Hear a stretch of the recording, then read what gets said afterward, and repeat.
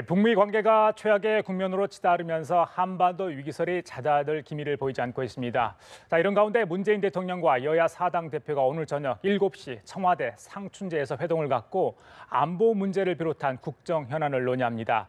하지만 한국당 홍준표 대표는 들러리는 싫다며 오늘 회동에 참석하지 않습니다. 이 시간 최창렬 용인대 교육대학원장, 김광덕 전 한국일보 정치부장 두 분 모시고 자세한 얘기 나눠보도록 하겠습니다.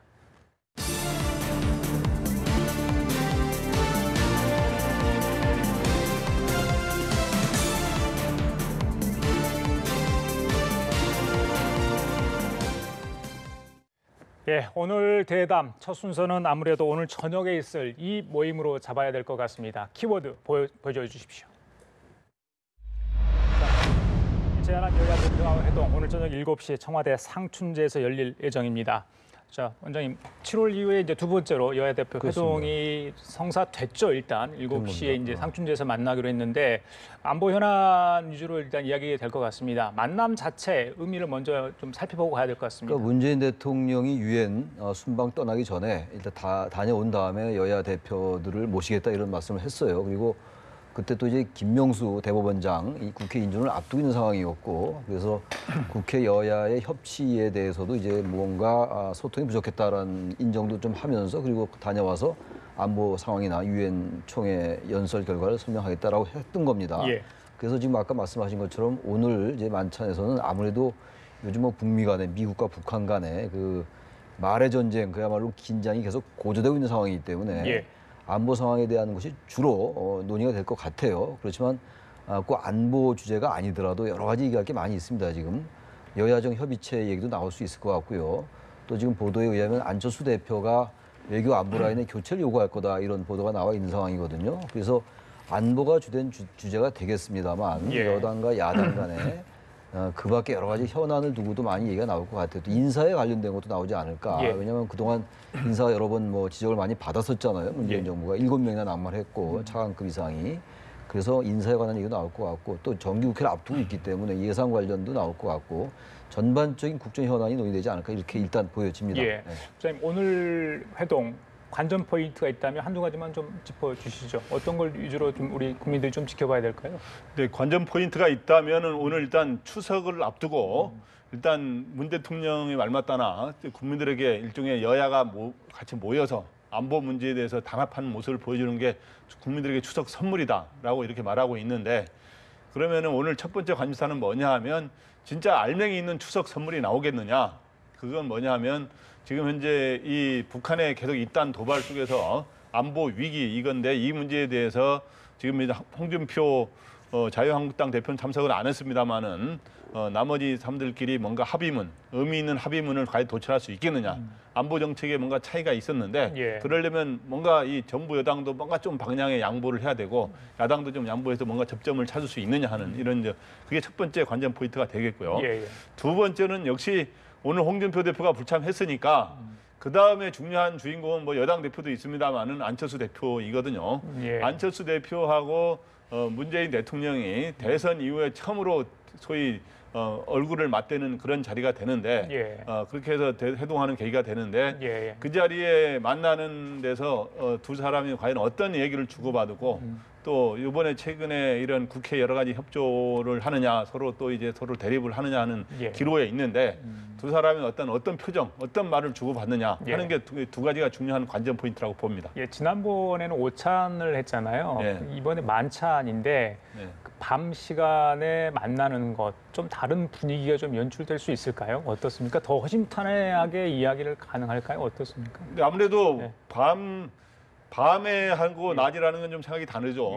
뭐 우스갯소리로 밤에 쓴 편지는 아침에 다시 일어나면 찢어버리기도 하고 그런다는데 그 정도로 밤이라고 하는 거는 감성이 무르익는 시간 아닙니까? 제가 그래서 말씀드린 이유가 바로 감성이 무르익는 시간인데 원래 오늘 밤에 하는 거는 다른 이유는 아니고 안철수 대표를 배려한 일정이라 그럽니다. 안철수 대표가 지방 갔다 오는 일정이 있기 때문에 낮에 하긴 좀 어려워서 저녁에 하는데 그만큼 국민의당에 공을 들이고 있는 거죠. 그런데 이제 밤에 하게 되면 낮에보다는 좀 더 이제 시간에 제한 없이 밤 12시 가까이까지도 만에 하나 이야기할 수 있다는 이런 마음의 여유를 갖고 그다음은 또 술도 한잔 해가면서 이렇게 하면서 허심탄회하게 서로 대화를 나눌 수 있다는 데서 장점이 있는데 그런 점에서 지금까지 오늘이 여야 대표들하고 세 번째 만나는 거도 대통령께서요. 한 번이 5월 달에는 여야 원내대표와 만났고 7월 달에는 여야 당대표를 만났는데 이번에 9월 달에 그것도 2달에 한 번씩 좀 만나는 꼴입니다. 근데 이 정도는 과거 대통령들하고 보다는 좀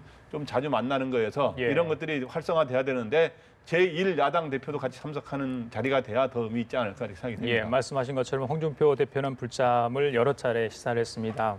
지금 뭐 얼마 남지 않았는데 뭐 그걸 바꿀 것 같지는 않고요. 자, 홍준표 대표 불참 이유 이렇게 얘기를 했습니다. 여러 번 하는 얘기입니다. 들어보시겠습니다. 그거 보기 뻔하잖아요. 10명 불러놓고 사단장 사열하듯이 사열하겠다는 거잖아요.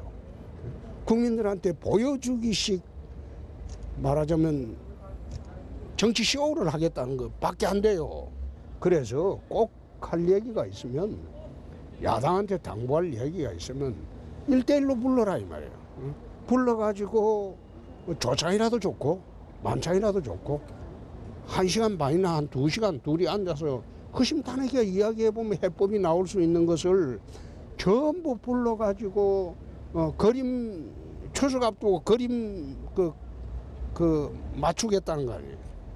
그런 식으로 쇼를 하는데 야당이 왜 그 덜러리가 돼야 됩니까?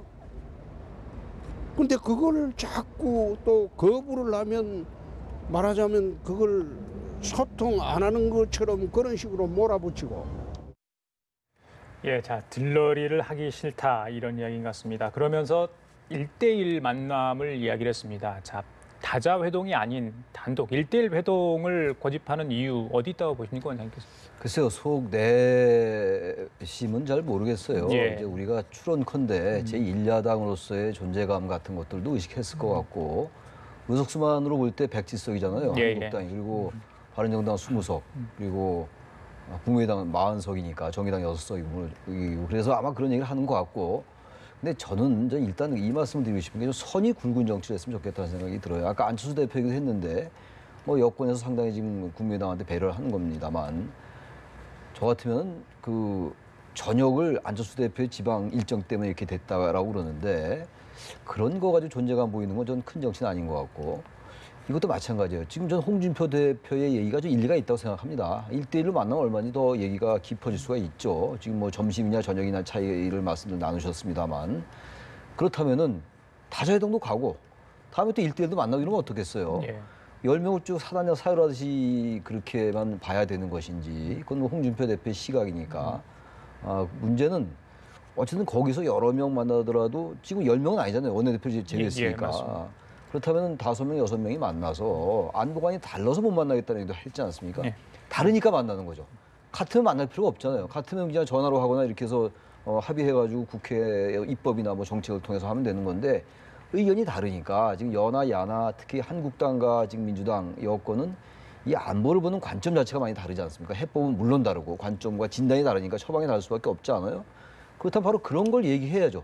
그런 쟁점을 드러내놓고 예. 그것을 여러 명이 있을 때 다른 야당들 대표 있을 때도 얘기하기 때문에 저는 다자회동은 다자회동대로의 그 장점이 있다라고 보고 예. 1대1 회동은 1대1 회동대로 그 좋은 점이 있는 거예요. 그 양자를 자꾸 만나면 좋은 거잖아요. 그럼 예. 다자회동도 가고 제1야당답게 좀 손 굵게 예. 통 크게 이러이러한 불만이 있다. 왜 자꾸 이렇게 둘러리 쇼를 하냐. 그러나 우린 가겠다. 이런 게 훨씬 더 보기 좋지 않을까 생각도 좀 합니다. 예, 의견을 개진하는 과정에서 어떤 합의점이랄지 협조 가능한 부분을 도출해낼 수 있는데 굳이 왜 참석을 안 하려고 하는가. 거기에 이제 많은 분들이 의문점을 갖는 것 같습니다. 부장님. 예. 일단 저는 이 추석을 앞두고 지금 안보 불안 상황, 안보 위기 상황 아닙니까? 이 상황에서 대통령과 여야 대표들이 같이 모이는 거는 굉장히 필요하다고 보고 의미 있는 자리라고 봅니다. 근데 여기에 제1야당, 사실상 대통령과 제1야당이 제일 중요한 거 아닙니까? 그래서 제1야당이 같이 모여서 사실은 어찌 보면 우리나라의 진보와 보수의 의견을 가장 상징적으로 대변하는 분들이 대통령은 더 전 국민의 의견을 또 대변하는 겁니다만은 이런 분들이 모여야 맞는 건데 그래서 홍준표 대표가 불참하게 된 거는 좀 아쉽기도 하고 저는 바람직하지는 않다고 봅니다. 불참하는 거는. 그래서 근데 이런 거는 근데 이 모임에 어떤 기준이 있어야 되는데 여러 사람이 만날 수도 있어요. 그런데 정의당 같은 경우는 불과 6석이거든요. 원내교섭단체가 20석 이상인데. 예. 근데 정의당 의원은 여당 입장에서는 자기하고 생각이 비슷하니까 같이 참여시켜서 뭔가 같은 목소리를 내주길 바라는 데서 이해는 됩니다만은 정의당 6석은 참석시키고 그다음에 2석인 또 새민중정당인가요? 거기는 또 참석을 안 시키고 뭐 정확한 기준이 없어요. 그런 점에서 저는 그런 기준을 좀 앞으로 관례상 제대로 세워야 된다. 원래 과거의 경우는 원내교섭단체가 기준인 것이죠. 예. 좀 정의당에게 좀 섭섭할 수가 있겠지만, 근데 이제 어쨌든 홍준표 대표가 불참하는 이유는 제가 보기에 아까도 말했지만 2가지인데, 하나는 워낙 안보 정책과 경제 정책의 차이가, 복지 정책의 차이가 크기 때문에 그 차이를 가서 뭔가 대화를 해가지고 좁혀서 그 여러 대표들이 있는 데서 좁히는 길은 어렵거든요. 그래서 자기 주장을 관철하기가 어려웠기 때문에 자기는 결국엔 그거를 정부의 주장을 따라가지고는 들러리 서기로 비치는 측면이 하나 있다는 거고, 또 하나는 왜 정의당까지 포함해서 여러 정당이 만나느냐. 난 1대1로 만나면 만나겠다 이렇게 하는데, 저는 이렇게 하는 게 맞겠다고 봅니다. 이렇게 여러 사람 만나는 것도 홍준표 대표가 와서 참석을 해야 되고, 예. 비록 의견이 다르더라도. 또 하나는 홍준표 대표가 지금 오늘 발표했는데 4달 또 하순에 방미하는 일정을 발표를 했어요. 예, 맞습니다. 근데 방미를 해가지고 지금 이 중요한 시기에 또 뭐 어떤 야당 대표는 또 미국 가서 또 다른 소리를 전술핵 배치 주장이라든가 다른 소리 하고 이런 것들이 이제 저희들 국가로서는 그렇게 바람직하지는 않거든요. 그렇기 때문에 만약에 그런 것들이 역할 분담 차원에서 만약에 가서 이야기하는 거라면 괜찮기 때문에 저는 미국에 가더라도 완전히 가서 다른 소리 하는 것보다 그러면은 미국에 가기 전에 대통령하고 1대1로 또 따로 만나서 가기 전에요. 가기 예, 전에 예, 예. 그런 추석 끝나고 아마 추석 끝나면 이제 방미하는 게 아마 23일 날 예, 가는 예. 걸로 알고 있는데 그 가기 전에 그 사이에 그럼 단독 회동 한번 하는 것도 예. 또 방법이라고 봅니다. 그래요. 자, 오늘 홍준표 대표 불참에 대해서 다른 당 지도부들은 이런 반응을 보였습니다. 반응 들어보고 돌아오시겠습니다. 초당적 협력이 절실한 안보 상황에서 제1야당이 청와대 회동을 거부한 것은 대단히 유감입니다. 홍준표 대표는 보여주기 행사는 싫다며 오기만 부려서는 안 될 것입니다. 지금은 정치권이 당리당략을 따질 것이 아니라 오로지 국민의 안위와 국익을 위해 초당적인 협력을 해야 할 때입니다. 지금의 안보 위기에 대해 과거 집권당인 자유한국당은 그 책임이 결코 가볍지 않다는 점도 지적하지 않을 수가 없습니다. 다시 한번 홍준표 대표의 회동 참석을 정중하게 당부합니다. 불참은 옳지 않습니다. 특히 외교 안보 문제는 초당적으로 협력해야 할 사안입니다. 국내에서 하나로 뜻을 모아야 이제 우리 정부가 외교 관계에서 힘을 가지고 많은 일들을 할 수가 있는 것 아니겠습니까? 다른 문제면 모르겠습니다만 외교 안보 문제 불참하는 것은 적절하지 않습니다. 그동안 홍준표 대표님은 보수가 가장 소중하게 생각하는 안보의 가치를 진뭉개고 왔습니다. 핵실험을 한 그 다음날 국회 보이콧을 선동을 했고, 안보에 관해서 지난번 청와대 영수회담도 거부를 했고 오늘 또 거부를 하고 있습니다. 거부한 이유가 정말 기가 찹니다. 1대1 대화를 요구하는 겁니다. 아니 지금 전쟁 날 상황에 본인 몸값 올리려고 지금 파업하자는 겁니다. 예, 하태경 최고위원의 얘기까지 들었는데, 자, 홍준표 대표하고 또 하태경 최고위원 또 약간의 말씨름을 좀 했네요. 갈 것 없는 배신자라고 얘기를 했고, 또 홍준표 대표에 대해서 하태경 최고위원은 안보 해방권 이런 이야기도 했다는 소식도 들어와 있는데, 자, 이거 참석 여부를 두고 이렇게까지 여야가 좀 신경전을 벌이고 있는 모습, 국민들이 어떻게 볼지 모르겠습니다만. 예. 뭐 정치권 이제 비판하는 거는 별 의미도 없는 것 같아요. 그런데 저기 나온 당 대표들 말이 전부 가시가 있는데 좀 이럴 때 제가 아까 선굵은 정치라는 게 다른 거 가지고 얼마든지 경쟁할 수 있어요. 그리고 다른 당에 대해서 각 세운다고 지지율이 올라가지 않습니다. 지금 뭐 홍준표 대표가 뭐 지지율이 이렇게 올라갑니까? 한국당이 잘 안 그렇잖아요. 그리고 추미애 대표도 한 말씀 드리면은 제1야당 대표의 그 참석을 이제 요구하는 거잖아요. 정중하게 이제 부탁을 하는 건데 또 거기 한마디 꼭 했더라고요. 이렇게 이 안보 위기가 지난 그 집권당이었던 이 한국당의 책임이 작지 않다. 근데 굳이 지금 참석을 지금 이렇게 정중하게 부탁드리면서 그 얘기를 못 합니까? 그러니까 저는 조금 여야 할 거 없이 예. 왜 우리 정치는 꼭 뭐가 하나 있어야지만 그 이른바 그 언론용어로 일본 말로 야마가 있어야지만 뭐 된다고 생각하는데 그냥 예. 있는 그대로 진솔하게 부탁할 때 좀 부탁하고 좀 이렇게 하면 어떨까? 예. 저는 그래서 저는 뭐 배지를 안 달아서 잘 모르겠는데 정치를 좀 과거의 정치 문법이 좀 바뀌었으면 좋겠어요. 예. 뭐 상대방을 비판하는 건 좋은데 좀 비판이 아니라 자꾸 비난으로 가니까 예. 상대방들이 자꾸 감정이 상하잖아요. 그런 점을 좀 지적하고 싶습니다. 자, 부장님, 그 이제 홍준표 대표가 아무래도 불참하다 보니까 이제 사실은 완벽한 완전체는 아닙니다. 여야 대표 회동 자체가. 그 안철수 대표가 오늘로 해서 이제 국민의당 체제에 출범한 지 한 달이 됐더라고요. 지난달 27일 전당대회를 하지 않았습니까? 네. 자, 오늘 회동에서 이제 문재인 대통령을 대선 이후에 첫 공식적으로 대면하는 자리라고 하는데 안철수 대표가 그동안 그 민주당과 어떤 보여준 그런 모습들이 오늘 어떻게 좀 나타날지 어떤 이야기를 할지 이것도 좀 관심거리인 것 같은데 아까 말씀해 주신 것처럼 어떤 얘기가 오고 갈 것으로 예상하십니까? 안철수 대표한테는 오늘 뭔가 또 오늘 반쪽 사실을 뭐 대표 회동이 돼버렸지만 안철수 대표로서는 오늘 문 대통령이 만난 삶 중에 가장 중요한 VVIP 손님인 셈이잖아요. 그래서 굉장히 오늘은 본인이 약간 설레는 날일 겁니다. 사실은 대선 패배 이후에 제보 조작 사건으로 굉장히 사실 위기의 코너에 몰리지 않았었습니까? 그래서 대표를 다시 당선되면서 제기에 또 김인수 후보자가 또 이제 헌재 소장 후보자를 낙마시키면서 뭔가 이 국민의당 존재감이 부각됐습니다. 근데 국민의당 지지율은 여전히 좀 답보 상태고요. 그런 상황에서 오늘 만남을 계기로 뭔가 대통령하고 뭔가 그 대자하는 그런 자리에 서게 됨으로써 본인이 존재감을 좀 알리고 앞으로 재기의 발판을 본격적으로 마련한다는 점에서 오늘 굉장히 준비를 많이 하고 갈 겁니다. 아마 모범생답게 예.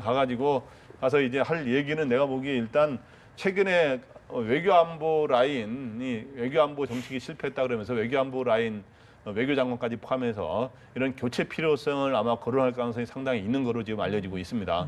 그러면서 이거를 포함한 인사 문제, 검증 문제라든가 이런 것들 제기하고 예. 또 안보에 있어서 단순한 대화, 지금 제재와 압박을 통해서 대화 협상으로 풀어가자. 이게 이제 현재 정부의 투트랙 전략 아닙니까? 근데 이런 거를 포함한 좀 더 다양한 옵션을 준비해야 된다. 예. 이런 북한을 더 압박할 수 있는 다양한 옵션. 전쟁은 일어나서는 안 되지만 평화적으로 해결하기 위한 좀 더 다양한 옵션이 필요하다. 이런 얘기들을 하지 않을까 이렇게 생각합니다. 알겠습니다. 자, 오늘 만남에서 그 청와대도 마음에 둔 어떤 성취하고 싶은 이야기가 있을 겁니다. 또 각 당도 하고 싶은 이야기 있었는데 좋은 결과물이 좀 나왔으면 좋겠고요. 다음 주제를 좀 넘어가도록 하겠습니다. 아무래도 안보 위기 속에 집권 여당하고 또 제1야당 다른 문제로 또 다투고 있는 거 아니겠습니까? 과거사 논쟁 이야기하지 않을 수 없는데 이게 발단이 이제 정진석 의원의 그게 이제 문제가 된 거 사실인데 이게 어디까지 갈지 노무현 재단 쪽에서는 유족들이 이제 고소를 한 상황이고요. 이제 노무현 전 대통령의 그 뇌물 관련해서 이제 특검 얘기까지 지금 나온 상황 아니겠습니까? 결말이 어떻게 날지 그 부분도 좀 관심거리인데 어떻게 예상을 하십니까? 일단 특검 얘기부터 말씀을 드리면 예. 특검은 실현되기 어려울 것 같아요. 왜 그렇게 말씀드리냐면은 2009년도에 그 노무현 전 대통령이 그 이제 스스로 이제 목숨을 끊은 이러한 사안의 그 앞뒤 맥락이 박연차 관련해 가지고 이제 뇌물을 받았다. 이게 이제 뭐 어찌 일가가 받은 거로 이제 거의 알려진 거잖아요. 그걸 나중에 노무현 전 대통령이 알고 스스로 이제 목숨을 끊으면서 수사가 종결된 거예요. 그 당시 공소권 없음 이렇게 된 거였잖아요. 근데 그걸 다시 특검으로 하는 건 전 맞지 않는다고 생각합니다.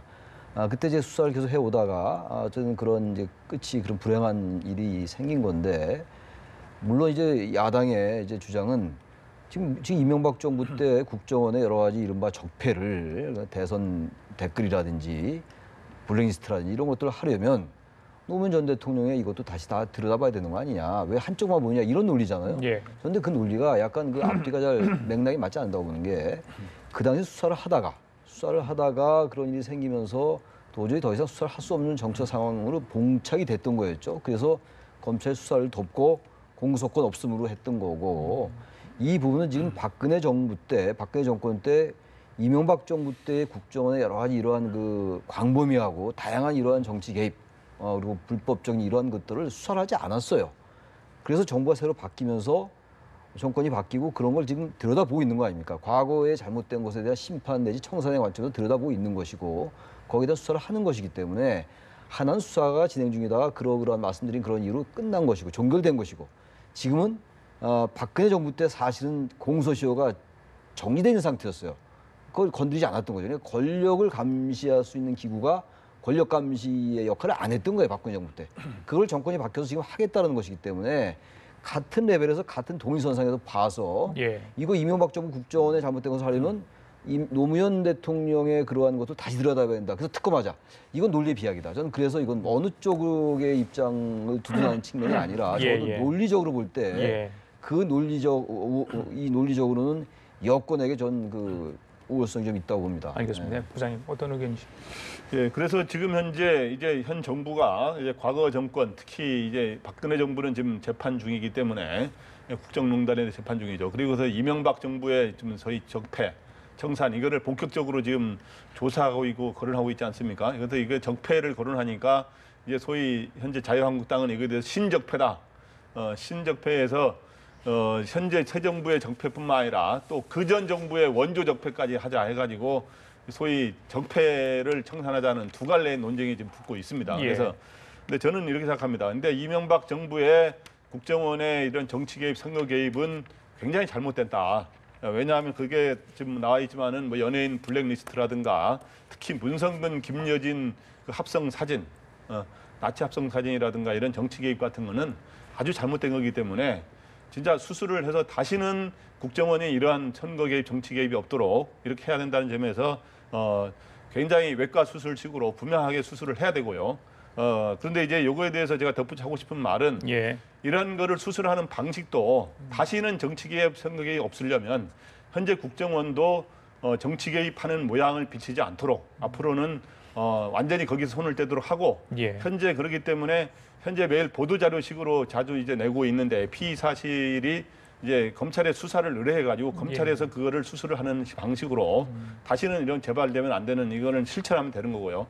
근데 이제 보도자료식으로 내면서 이렇게 하는 거는 또 다른 정치 개입 논란을 낳을 수도 있기 때문에 예. 그렇게 하는 거를 잘 방법을 신중하게 해야 될 것 같고요. 예. 그리고 그럼 과거의 원조적폐라든가 이런 신적폐라고 하면 이 정부의 잘못된 건 당연히 이제 앞으로 뭐 조사를 한다든가 뭔가 뭐 국정감사를 한다든가 해야 되겠지만 과거 정부 노무현 정부 거라든가 이제 DJ 정부의 거를 어떻게 하느냐, 특히 노무현 전 대통령 일가의 640만 불 수수 의혹에 대해서 예. 어떻게 하느냐에 대해서는 이거는 좀 더 이제 논의를 해볼 필요가 있는 건데 어쨌든 계속 진상규명 논란이 있으니까 한번 진상규명은 해볼 필요는 있을 것 같아요. 그런데 그게 검찰이나 어떤 특검이냐 어떤 방법이냐 하는 것들은 예. 국회에서 정상적인 여야의 논의를 통해서 중기를 모아야 되는 게 아닌가 생각이 됩니다. 그 부분에 대해서 원장님. 예. 네, 저기 어제 보니까 그 노무현 전 대통령의 아들 노건호 씨가 한 말 중에서 고소장 제출하면서 한 얘기 중에 현실 정치에 왜 이렇게 소환을 하냐 예. 이런 얘기를 했는데 전 그 말이 굉장히 그 가슴에 와 닿더라고요. 이게 무슨 사안이 터질 때마다 노무현 대통령이 그야말로 소환되는 이러한 상황입니다. 그건 어쨌든 간에 정치적 유불리에 따라서 지금 정치 세력들이 이걸 이용하는 측면이 분명히 있어요. 전 그래서 이미 고인이시잖아요.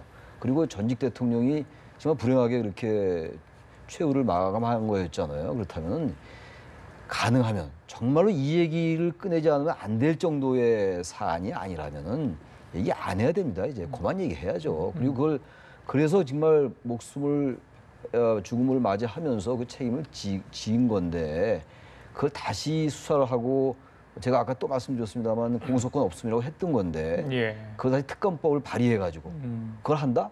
그게 과연 얼마나 많은 국민들이 여기에 동의할까가 하나 있고요. 예. 또 하나 아까 말한 것에 또 반복일 수 있겠습니다만 지금 이 국정원이 지금 적폐청산 TF에서 개혁위원회에서 내는 이런 것들 물론 저는 김 부장님 말씀도 일리가 있다고 봐요.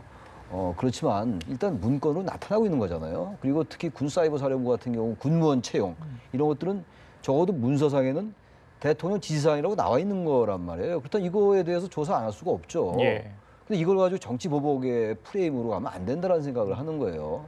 물론 이게 정말 지나치게 과거 정권에 대해서 정치 보복으로 인식될 수 있는 그런 것들 하면 안 되겠습니다만 적어도 예. 지금 국정원에서 나오는 여러 가지 문서나 이런 것들은요. 저기 화면에 나오고 있습니다만 예. 이건 정말 국가기관, 국가정보기관이 해서는 안 될 일을 한 거예요. 국정원 블랙리스트, 대선 댓글, 대선 개입, 그다음에 문화예술인들 블랙리스트.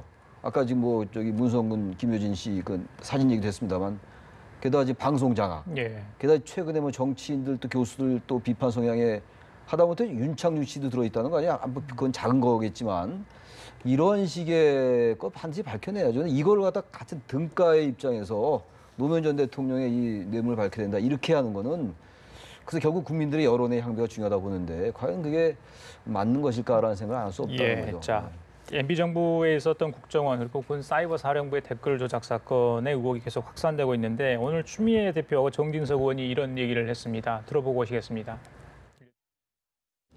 이명박 전 대통령이 댓글 공작 심리 전단 증언을 직접 지시한 보고서가 공개되었습니다.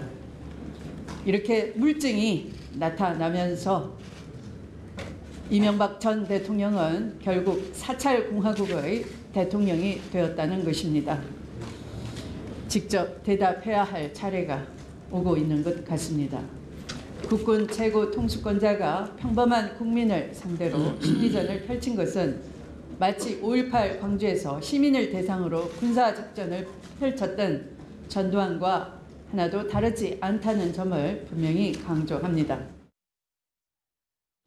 그 윤홍길 소설 그 완장에 보면은 이 동네 건달 종수리한테 양어장 관리를 맡기면서 노란 완장을 채워줬는데 이 종수리는 그 완장에 취해가지고 아주 거들먹거리고 군림하는 그런 모습이 나옵니다. 이 소설이 바로 지금과 같은 상황을 연상시키는. 자, 요즘 댓글 하는데 댓글 정치의 원조는 노무현 정부입니다. 노무현 대통령의 지시로 국정홍보처에서 주요 언론 보도기사에 공무원들이 댓글을 적극적으로 달라고 지시한 문건입니다. 공무원들이 기자에게 직접 메일을 보내서 기사에 대한 압력을 넣어라. 비판받는 걸 견디지 못하는 겁니다. 그러니까 그 연장성산에서 이 민주당의 언론장악 문건이 나왔다. 좀 그렇게 보는 거예요. 예, 자 문건 댓글 조작 관련해서 문건이 나오니까 정진수 의원이 노무현 정부 때 부처위원회 댓글을 달도록 한 거를 이제 사례를 들면서 지금 오늘 제시했던 게 바로 그 화면이거든요. 그래서 예. 댓글의 원조는 노무현 정부 때부터 시작이 됐다 이런 얘기를 주장을 했습니다. 어떻게 들으셨어요? 네, 저 기억이 납니다. 제가 출입 기자 당시에 노무현 예. 정부 때 청와대 출입 기자인데 대통령께서 이 댓글을 달아라라고 지시한 거는 사실이에요. 근데 그거는 뭐냐 하면 그걸 대등하게 볼 수는 없다 이거죠. 아까 모든 걸 대등하게 이렇게 과거 정권하고 똑같이 볼 수 없다고 하듯이 왜냐하면 당시 노무현 대통령은 전제가 두 가지입니다. 하나는 잘못된 기사, 오보라든가 악의를 갖고 쓰는 기사에 대해서 그걸 시정하도록 댓글을 정확히 달면서 소위 일종의 그거에 대해서 오보를 시정을 요구하고 그걸 대처를 하라라고 하는 그런 아무 기사 비판 무조건 비판 기사가 아니라 대부분 이 잘못된 기사에 대해서 대응하라는 그런 뜻이었던 걸로 제가 기억이 하고요. 또 하나는 저 지시가 투명한 절차를 통해서 공개적이고 투명한 절차를 통해서 대통령이 댓글 지시한 거기 때문에 저거 자체를 국정원에서 일종의 아주 이 음지에서 남 모르게 진짜 이렇게 남을 비판하고 이렇게 발목을 잡는 이런 댓글을 쓰는 거하고는 좀 차원이 다르지 않은가 이렇게 생각이 되고요. 그래서 저런 거로 대등하다고 보지는 않고 분명한 거는 아까 말했지만 국정원의 이명박 정부와 박근혜 정부 그리고 과거 정권의 그 전에 과거 정권에서도 어느 정도 한 일은 좀 잘 안 드러나고 있습니다만은 예. 어떻든 이 이명박 정부의 최근에 이러한 그 국정 선거 개입이라든가 정치 개입은 분명히 잘못된 것이고 상상할 수 없을 정도로 잘못된 겁니다. 이거는 반드시 시정을 해야 되고 수사를 해야 되는데 앞으로의 국정원은 그런 거를 그거를 시정하는 방법도 전혀 정치에 개입하지 않은 방식으로 실천해가면서 하면 더욱 좋지 않은가 이렇게 생각이 됩니다. 예, 자, 원장님께 이거 여쭤볼게요. 그 댓글 관련해서 김관진 전 국방장관 얘기가 나오지 않았었습니까 지난번에? 네. 그런데 이제 국정감사가 얼마 남지 않았는데 증인 채택을 두고 누구를 세울 것인가 여야가 공방을 벌이고 있는 가운데 정의용 안보실장과 김관진 전 안보실장을 여야가 서로 이제 부르지 않기로 증인으로 채택하지 않기로 이렇게 합의를 한 것 같습니다. 이유가 있을까요? 글쎄요, 지금 이제 야권에서는 지금 문재인 정부가 안보에 있어서 상당히 실정을 하고 있다. 그래서 이제 안보 라인, 외교 안보 라인, 그건 뭐 지금 국민의당의 안철수 대표도 지적을 하고 있는 문제이긴 합니다. 근데 그 부분에서 서로 이제 안보실장을 부르겠다는 건데 김관진 실장 같은 경우는 이번에 말씀하신 그 정치 관여와 관련해가지고 군 사이버 사령부에 이제 김관진 이제 잡힐 서명도 이철희 의원이 보여주고 제시했잖아요. 그런데 이걸 만약에 이 사안을 가지고 국정감사에서 서로 이제 김관진 전 국방장관 안보실장입니다만 그리고 정의용 현재 안보실장은 서로 이제 증인으로 불러라 이렇게 되면은 그야말로 삿바싸움이 되고 완전히 정치 공방으로 가기 때문에 아마 그래서 두 정당이 두 여야가 안보가 워낙 위중하니까 이 안보가 그야말로 이건 정치 공방의 소재로 전락하는 거거든요. 주제로. 그래서 아마 그런 관점에서 두 사람은 서로 안 부르기로 한 게 아닌가 이렇게 추론이 됩니다. 알겠습니다. 자, 그리고 오늘 대담 마지막 주제 키워드는 이걸로 잡았는데 추석이 얼마 남지 않았습니다. 이 내용으로 마지막 좀 이야기 좀 나눠보도록 하겠습니다. 보여주시죠.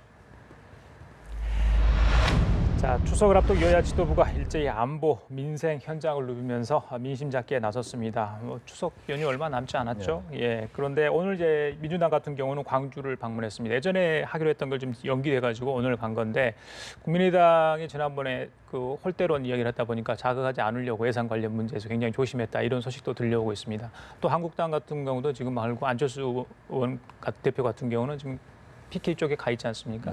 앞으로 추석 전후로 해서 계속 될 것 같은데 이게 이제 내년 지방선거를 염두에 둔 행보다 이런 얘기가 나옵니다. 어떻게 보세요? 그래서 뭐 의원들은 특히 정치 정당은 뭐 항상 선거를 앞두고 선거가 근데 뭐 꽤 많이 남았죠. 내년 6월이면 그동안 얼마나 많은 정치권에 변수가 있겠어요. 안보 변수도 있고 인사 변수도 있고 정기국회 때 여러 가지 또 이 국정감사 때 여러 논란이 나올 거기 때문에 뭐 이번 추석을 전후해서 그런 뭐 행보가 지방선거에 뭐 어떤 결정적인 뭐 줄기를 형성하지는 않을 것 같은데 어쨌든 그래도 워낙 추석 연휴가 길고 그렇죠. 또 가뜩이나 지금 안보 이슈가 굉장히 그 중요한 주제잖아요. 아마 그런 것들과 관련돼 가지고 여러 얘기가 나올 것 같아요. 특히 지금 국민들에게는 안보가 최대 관심이에요. 지금 엊그제 23일, 24일 날 그 비완비가 저기 NLL 넘어가고 뭐 이런 상황 속에서 그래서 그런 것들과 더불어 가지고 어쨌든 민심을 최대한 다독거리는 건 좋은데 저는 여야 정당들이 여당은 여당대로 과연 지금까지 해왔던 한 5달 정도의 이런 행보가 지금 지지율은 여전히 높습니다. 과연 국민들에게 어떤 점을 더 지적받고 어떤 점이 문제가 있다고 생각하는가 좀 깊이 들어야 될 것 같고 야당도 특히 제1야당의 경우도 무조건 여당에다가 여당에 각을 세우고 그렇게 하는 게 과연 이게 제1야당에게 정치적 이득의 관점에서 봐도 바람직한 것인가 이런 점들 국민의당도 마찬가지고 바른정당도 마찬가지긴 합니다만 정당들이 이번 추석에 뭔가 얘기를 들어야죠. 자꾸 지방선거 의식해서 우리가 잘하고 있습니다라고 하면 안 될 것 같아요. 알겠습니다. 무엇을 잘못하고 있는가를 듣는 그런 추석이 됐으면 좋겠다는 생각을 합니다.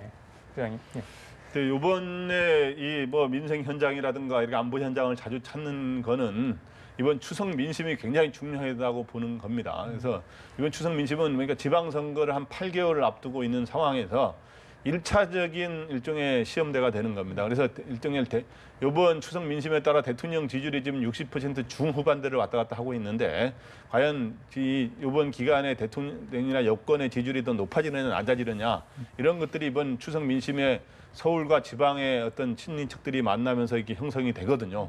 그렇기 때문에 이번에 그 진실된 형성에 따라서 앞으로 국정감사라든가 정기국회 이 하반기에 국정 운영의 주도권을 누가 지느냐 이어지면서 내년 설민심으로 이어지고 바로 그게 내년 6월의 지방선거로 하는 3단계로 민심이 이렇게 이어지기 때문에 이번을 굉장히 중요한 초기의 대결장이다 보고 있는 겁니다. 알겠습니다. 자, 지금까지 최창렬 용인대 교수, 김광덕 전 한국일보 정치부장과 함께 얘기 나눠봤습니다. 두 분 오늘 말씀 감사합니다.